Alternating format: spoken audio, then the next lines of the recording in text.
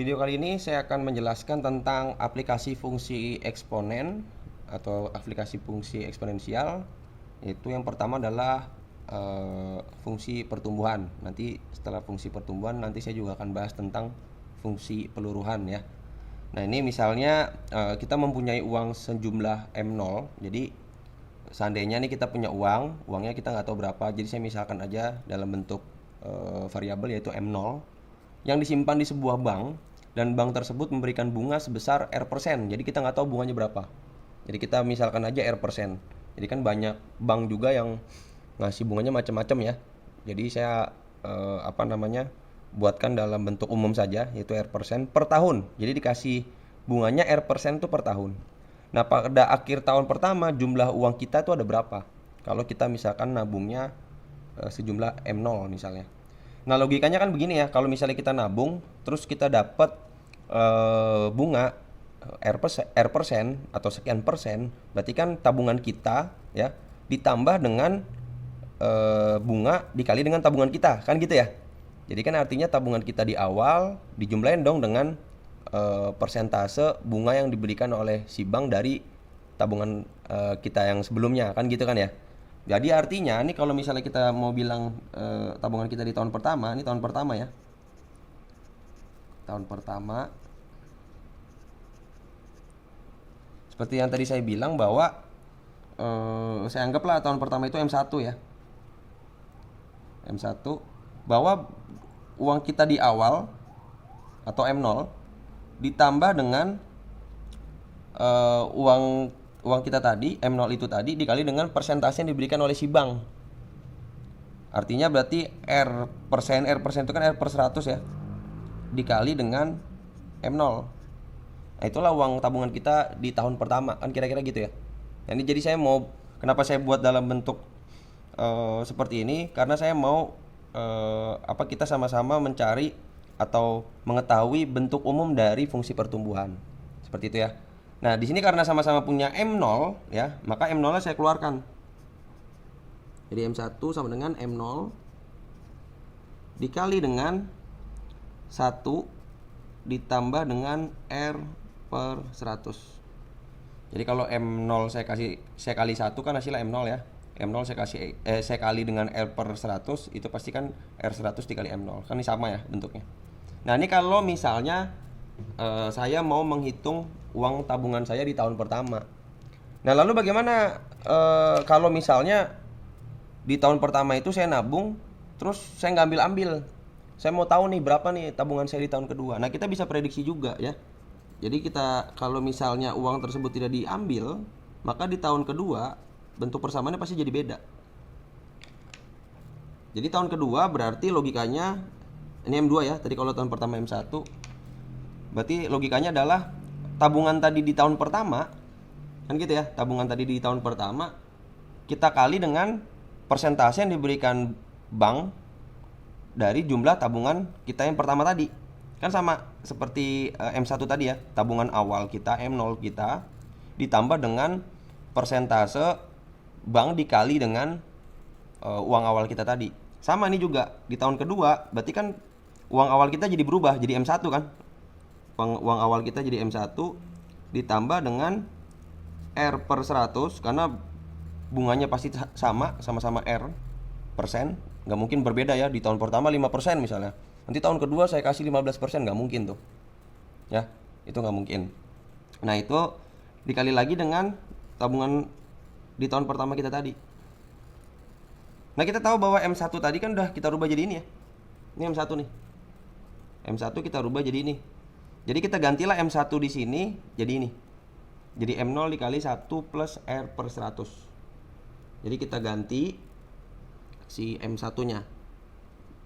Jadi M0 dikali 1 per R 100 ditambah R per 100 dikali M1 kita rubah ya. Jadi M0 dikali dengan 1 plus R per 100. Kira-kira gitu ya. Kira-kira seperti ini. Nah, kalau misalnya kita mau sederhanakan bentuk ini ya, Kalau kita mau sederhanakan bentuk ini nanti, ini saya lanjutin di sini ya.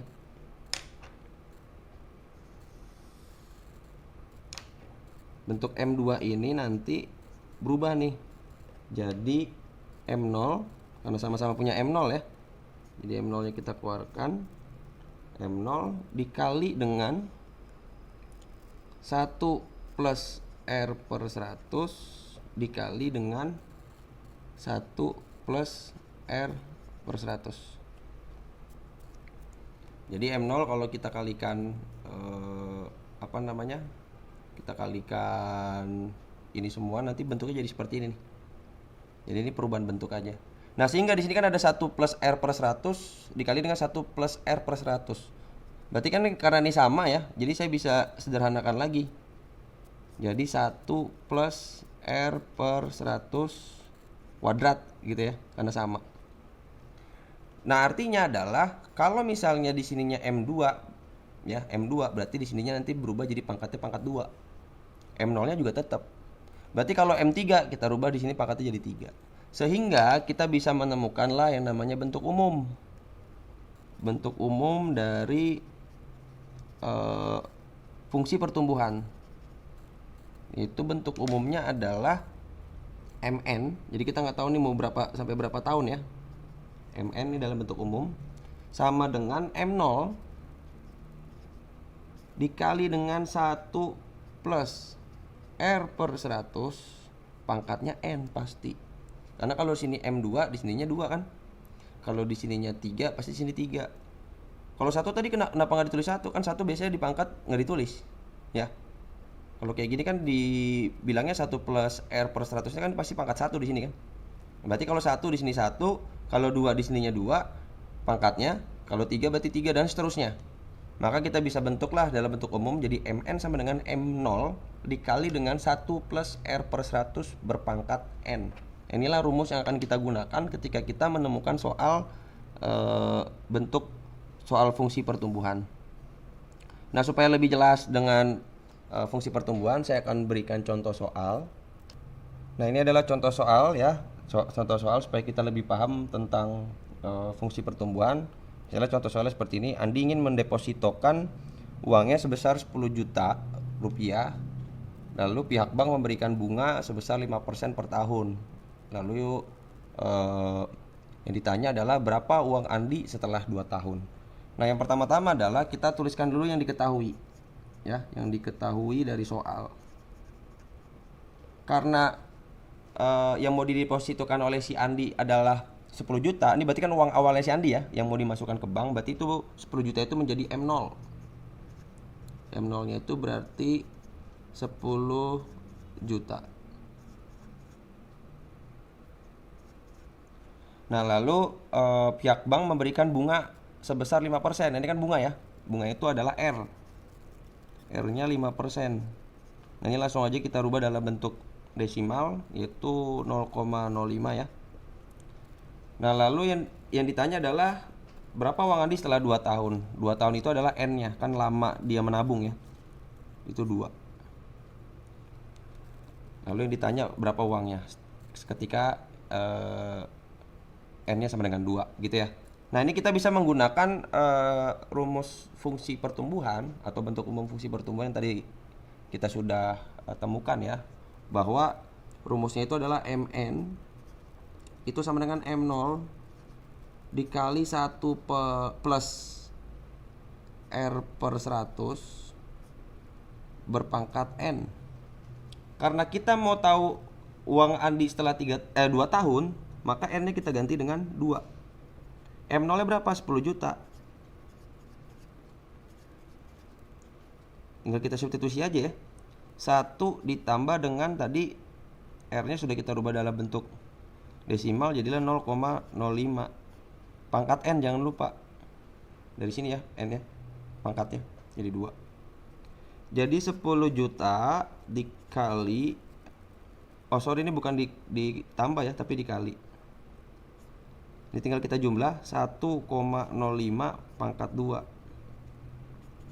Jadi kan 10 juta dikali 1,05 itu kalau dikuadratkan itu hasilnya adalah 1,1025 ya. Nah, ini hasil kuadratnya. Nah, maka kita bisa tahu lah uangnya Andi pas 2 tahun. Ini tinggal kita kaliin aja.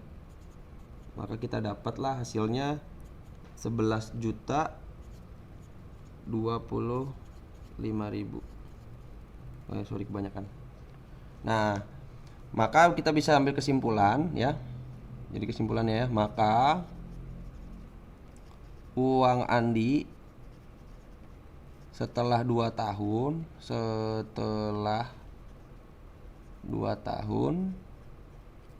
adalah 11.025.000 rupiah. Jadi seperti itu cara kita kalau kita mau memprediksi ya. Kalau kita misalnya mau nabung ke bank gitu, lalu kita tanya pihak bank itu memberikan bunganya berapa, lalu kita memprediksi kita kira-kira sekian tahun ke depan berapa ya tabungan saya. Nah, kita bisa menggunakan ini, menggunakan fungsi pertumbuhan pada aplikasi eksponensial.